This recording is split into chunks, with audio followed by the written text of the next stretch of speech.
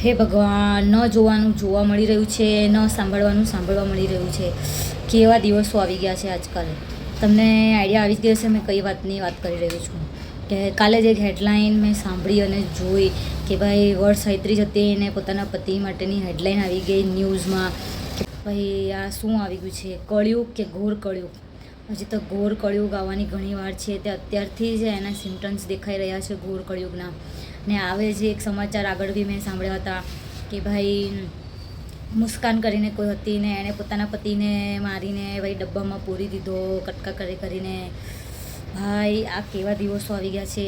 આવી લેડીઝોમાં મમતાનો મોં બી નથી રહ્યો. દરેક લેડીઝોમાં છેલ્લે એક મમતાનો મોં તો રહેવો જ જોઈએ, જે લગ્ન પહેલાં બી એક હોય, એનું હૃદય કુમળું હોય ને ક્યારેય કોઈના વિશે બુરું નથી વિચારતી. અને લગ્ન પછી જ્યારે બાળક થાય ત્યારે એની મમતા પૂરેપૂરી આવી જતી છે, પણ મમતાનો મોં બી આજે એક હૃદયમાં રહ્યો નથી. તો ભાઈ આગળ જતાં શું થશે બીજી પેઢીનું? આ બધું થવાનું કારણ શું છે? કેમ થઈ રહ્યું છે? લોકોનું હૃદય એટલું હાર્ડ કડક થઈ ગયું છે, જરાક બી કુમળું નથી રહ્યું, જરાક બી નરમાશ એમાં નથી રહ્યું. શું કામ થઈ રહ્યું છે? આ બધી વસ્તુ સાંભળીને જોઈને તમારા કાન ને હૃદય બેવ ફાટી રહ્યું છે. પણ થવાનું કારણ, એ થવાના કારણમાં મને 2 થી 3 ટોપિક લાગી રહ્યા છે. પહેલાં તો જ્યારે તમારું હૃદય એકદમ કડક હાર્ડ થઈ ગયું હોય, જરાક બી એનામાં દયાવાન જેવી વસ્તુ જ ના રહી હોય, ત્યારે આ વસ્તુ થાય છે. અને બધી વસ્તુ થવાનું કારણ, પહેલાં તો આ વસ્તુ થવાનું કારણ એ છે કે પહેલાં સ્ટાર્ટિંગમાં આપણે કેવો ખોરાક લઈએ છીએ. પહેલાં જેવો ખોરાક એવા વિચાર, જેવા વિચાર એવા આચાર. આ વસ્તુ તમે સાંભળી જશે. તો જેવો તમે ખોરાક લેશો, જેમ કે સાત્વિક ખોરાક ખાશો તો સારા વિચારો આવશે. સાત્વિક ખોરાક નહીં લેશો તો પછી તમારા વિચારો બી એવા જ રહેશે. જેમ કે જેવો ખોરાક એવો વિચાર, જેવો વિચાર એવા જ લોકોને તમે તમારી લાઈફમાં એટ્રેક્ટ કરશો. એવા જ વિચારોવાળા વ્યક્તિ તમે તમારી લાઈફમાં એને એટ્રેક્ટ કરીને ફ્રેન્ડ સર્કલમાં તમે એમની સાથે ઇન્વોલ્વ થશો. હવે જેવો તમે ખોરાક ખાધો એવો વિચાર આવ્યો, એવો વિચાર આવ્યો, એવા જ લોકોની સાથે તમારી સંગત થઈ અને જેવી સંગત થશે એવી રંગત થશે ને તમારી લાઈફ એવી જ દિશાઓમાં જશે. એટલે જો આ વસ્તુ બહુ જ મહત્ત્વની છે. જો તમે સારો ખોરાક ખાશો તો સારા વિચાર આવશે, સારા વિચાર આવશે તો સારી સંગત થશે. જેવી સંગત એવી રંગત, એવું તો તમે સાંભળ્યું જ હશે. એ બધા પહેલાંના જમાનામાં બધા જે ડાયલોગ બનાવે ને એ અમથા નથી બનાવે. જેમ કે પૂર્વજો પહેલાં બધા કહેતા હતા કે સાત્વિક ખોરાક ખાવાનું, સાત્વિક જીવન જીવવાનું. એ શું કામ કહેતા હશે? દરેક વસ્તુ પાછળ કંઈ ને કંઈ લોજિક હોય જ છે. આપણા પૂર્વજો બી કંઈ બી કહેતા હશે, કોઈ બી ડાયલોગ મારતા હશે, બધાની પાછળ કોઈ ને કોઈ રીઝન હોય જ છે. જેમ કે અત્યારે આ થઈ રહ્યું છે તો આપણી આવનારી પેઢી શું કરશે? એ લોકોના વિચાર, એ લોકોનો વ્યવહાર કેવો હશે? જરા એ ટૉપિક પર તો વિચારો. અત્યારથી જ આ વસ્તુ બધી થઈ રહી છે. તો પ્લીઝ બધી મધરો કે બધા ફાધરો કે જેટલું બી જે બી કુટુંબ હોય, બધા સાત્વિક ખોરાક ખાઓ, જેથી કરીને આપણી આવનારી પેઢી, આપણું બાળક સાત્વિક વિચારવાળું બને. સાત્વિક ખાવાથી, સાત્વિક વિચારોની સાથે સારા વિચારો, એ જેવા આપણે વિચાર કરશું એવી ફ્રિકવન્સી આપણા મગજમાંથી, આપણી વાણીમાંથી બહાર આપણે ફેંકીએ છીએ. જેવું વિચારીએ છીએ એવું અમુક વાર આપણી સાથે થઈ જતું હોય છે. જેમ કે આપણે કોઈને યાદ કરે ને એ વ્યક્તિ આપણી પાસે આવી જાય કે હા મેં તો તને હમણાં જ યાદ કર્યો ને તું આવી ગઈ, બહુ જીવવાની, એમ કહેતા હોય છે. શું કામ? એ ફ્રિકવન્સી, એ તરંગો એ આપણી આજુબાજુથી બધી જગ્યાએ ફેલાતા હોય છે.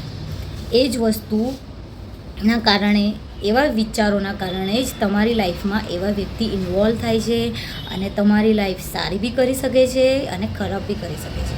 એટલે આ વસ્તુને તમે ઇમ્પોર્ટન્સ આપો કે સાત્વિક ખોરાક ખાશો તો સારા વિચારો આવશે ને સારા મિત્રો બનશે, સારું આપણું એક ફેમિલી બનશે. ને જો અત્યારથી જ આવું થઈ રહ્યું છે તો આવનારી પેઢીમાં આપણા બાળકોનું શું, આપણા બાળકો કેવા થશે એ બધી મધરો ટેન્શન આગળ બી જતાં લઈ જ કરવાના છે. તો આપણા બાળકોને જો સાત્વિક ખોરાક આપશું તો એ લોકો બી આગળ જઈને સારા વિચારવાળા ફ્રિકવન્સી ફેંકશે.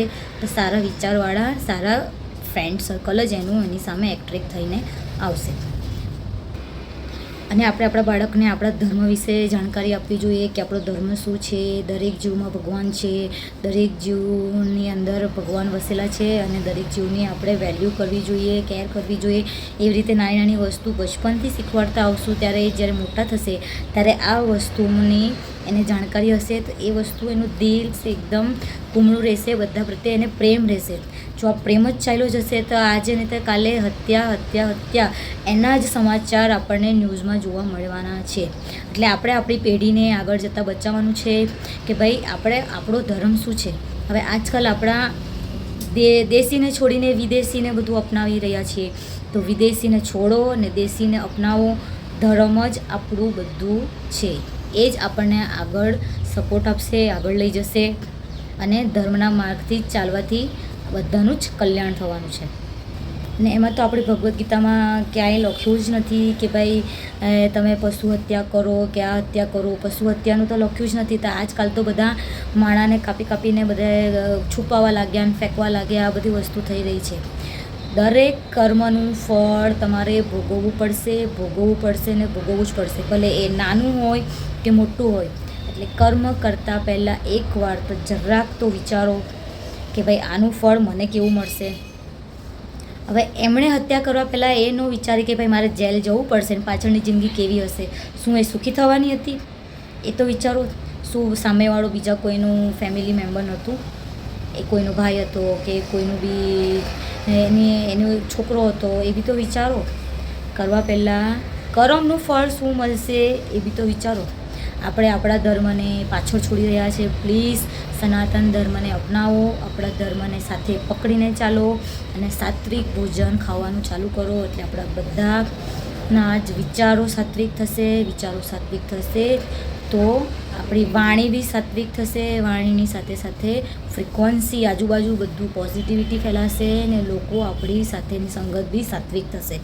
અને સાથે મળીને બધા જ સાત્વિક થશું તો આખું ભારત દેશ, આખી દુનિયા જ બધા જ એકદમ પરફેક્ટ અને નરમ દિલવાળા રહેશે.